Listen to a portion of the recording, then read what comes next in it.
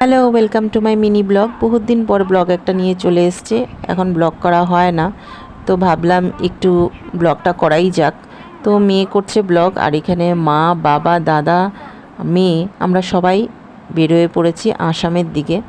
আসাম ঘুরতে খুব ইচ্ছা করছিল, তাই আমরা সবাই ভোট দিয়ে চলে গেলাম। আর মেয়ের রেজাল্টও বেরোয়েছিল, তো তোমাদের আশীর্বাদের রেজাল্টটাও ভালো গেছে। তো যাই হোক, আমরা এই গরমের থেকে একটু মুক্তি পাওয়ার জন্য গেছি একটু ঠান্ডার জায়গায়। তো খাওয়া দাওয়া সব প্যাকিং করে নিয়ে নিয়েছিলাম। আর কোথায় গেছি সেটা যদি তোমাদেরকে না জানাই আমারও ভালো লাগে না। আমি কেন কি এখন বেশি আসি না ফেসবুক ফ্রেন্ডদের সাথে দেখা করতে। তো চলে গেছিলাম প্রথমে ঠাকুরের দর্শন করতে। তো চলে গেছি গুয়াহাটি। আর এইখানে দেখো রেডি হচ্ছে। পুচকিটার চুল ধুয়েছে বলে এই জন্য ওকে একটু হেয়ার ড্রায়ার মেরে দিল। আর এখানে বোন, মাসি, মেয়ে সবাই মিলে আমরা আজকে চলে যাচ্ছি ঠাকুর দর্শন করতে। সত্যি কথা বলতে ঠাকুর সুন্দর করে দর্শন যে করলাম, আমার এত ভালো লেগেছে। আমার কত দিনের স্বপ্ন যে আমি কামাখ্যা মন্দির যাব। তো যাই হোক, দেখো তোমরা।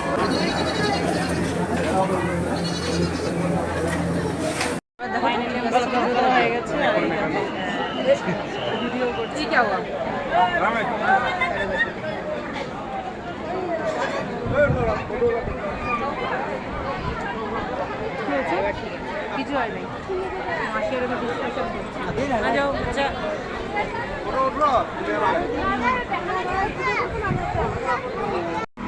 আমরা এখন যেতেছি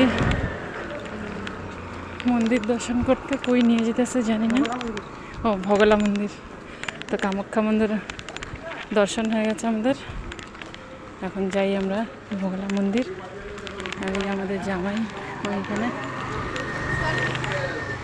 এখন হাঁটতে হালুয়া টাইট হয়ে গেছে। আমাদের মাসি ওইখান থেকে হাত ধুইতে হয়, কি ধুয়ে যান। দেখ পাহাড়ের জল। আরে ধর জলটা, তো ঠান্ডা দেখেছিস? ঠান্ডা না?